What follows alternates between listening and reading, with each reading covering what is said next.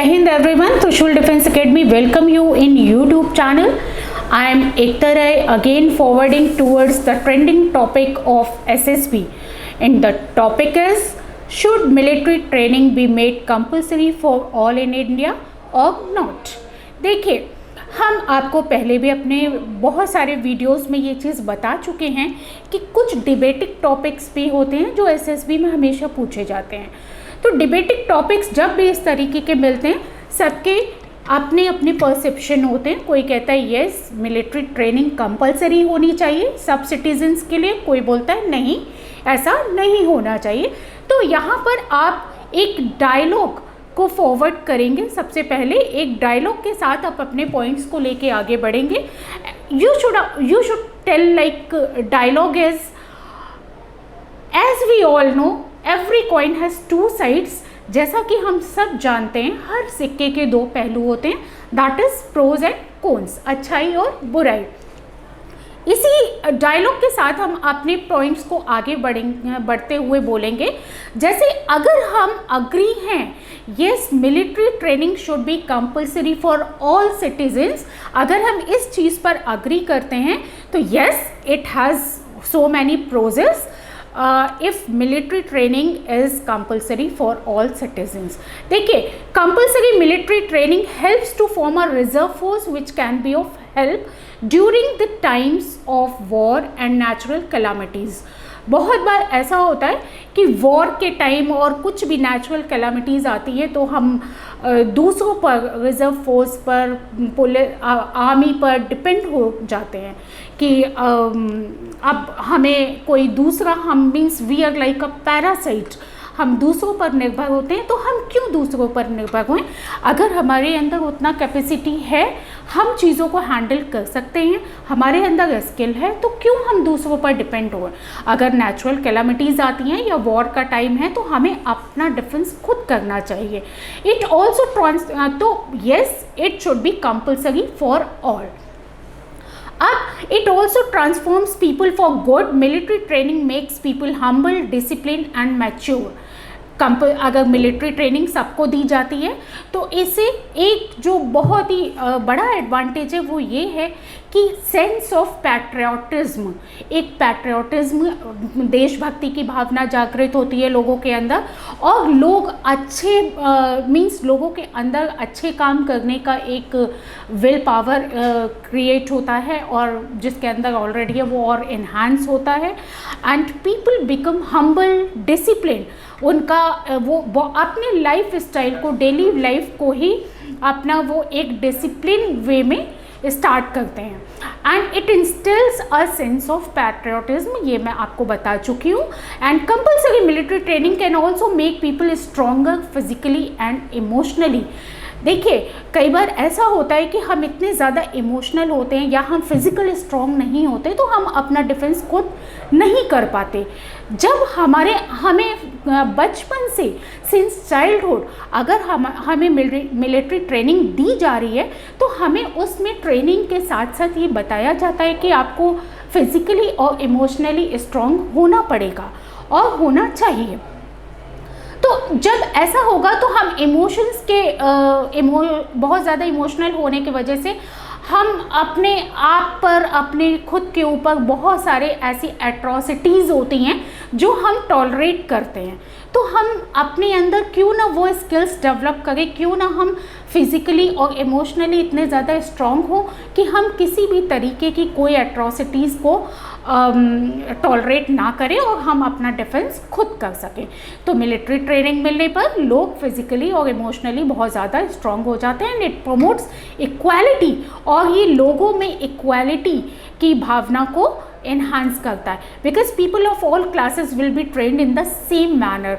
यहाँ पे हर क्लास के लोगों को सेम मैनर में ट्रेन किया जाएगा, जिससे कि इक्वालिटी की जो फीलिंग होगी वो सब में आएगी। The threat of terrorist attack is much higher now than before। और टेररिस्ट अटैक तो ये बहुत ऑफ एंड ऑफन होते ही रहते हैं, तो इसलिए military training helps in such cases. इस तरीके के केसेस में भी मिलिट्री ट्रेनिंग बहुत ज़्यादा एडवांटेजेस होती है। People can protect themselves and are able to protect those who are in need as well as.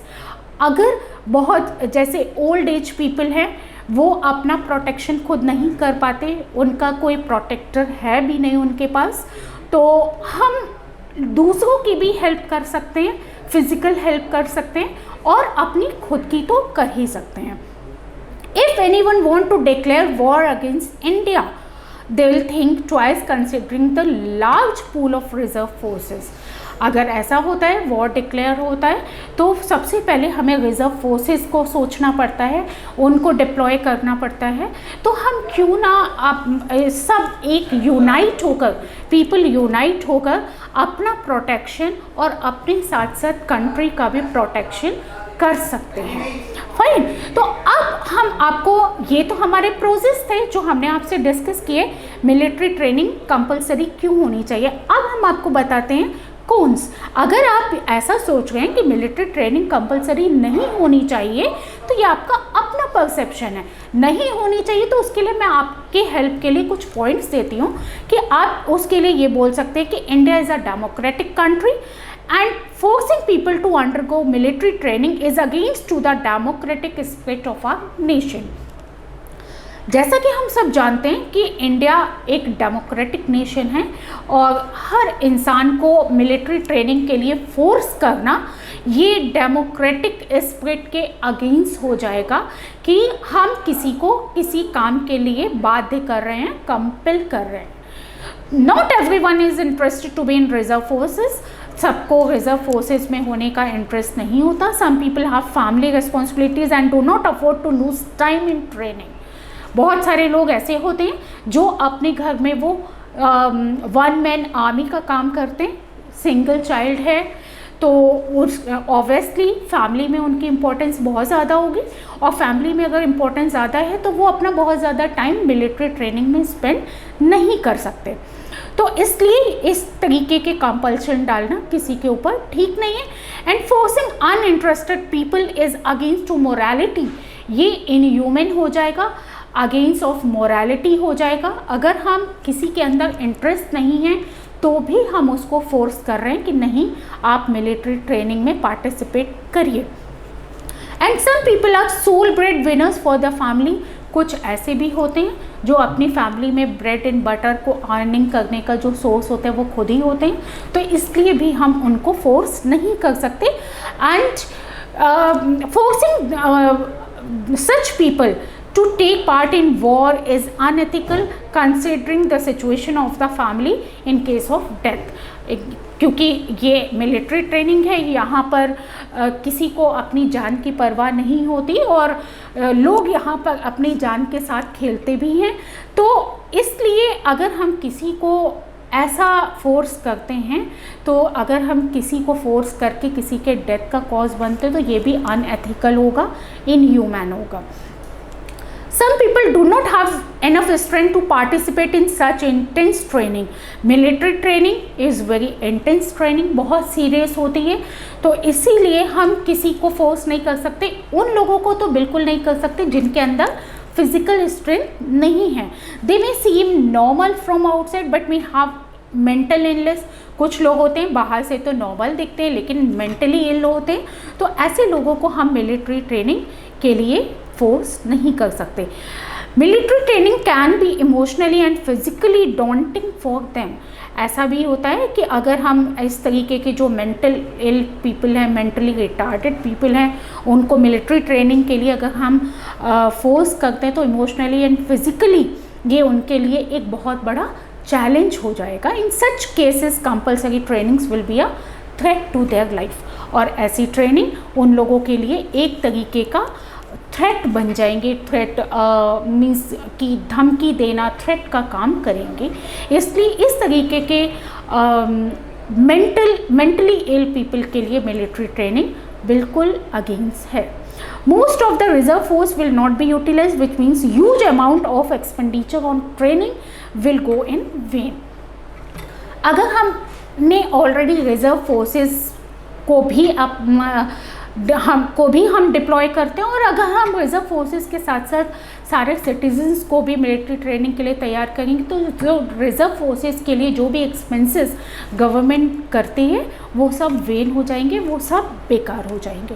Those who are forced to be in reserve force may not work well in time of need because it's not voluntary. So in some countries military training is compulsory for all, and in some countries it is not.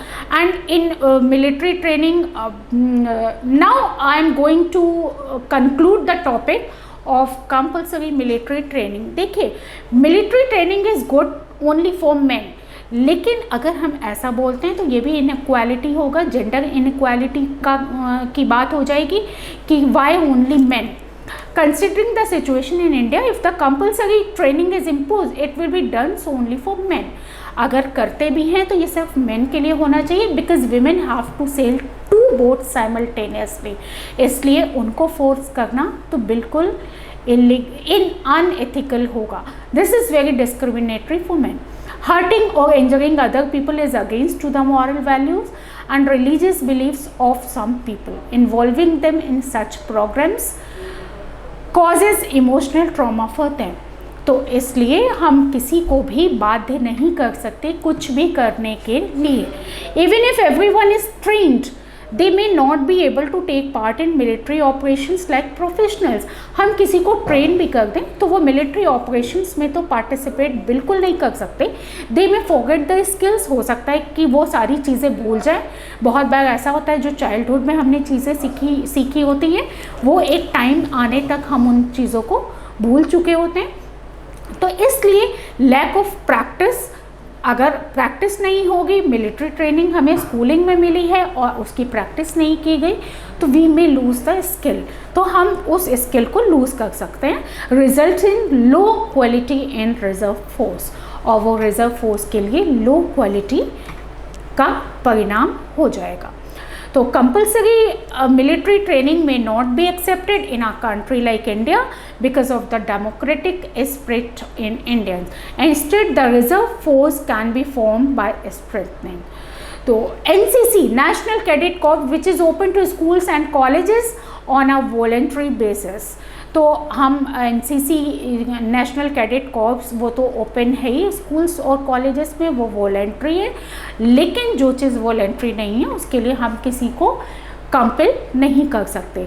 वैसे military training North Korea, Norway, Israel कुछ countries में compulsory भी है. तो ये थे हमारे आज के points, pros and cons of compulsory military training. इसी तरह से हम आगे आपके लिए और भी ट्रेंडिंग वीडियोस लेके आएंगे. तब तक के लिए बने रहिए हमारे साथ. Thank you. जय हिंद.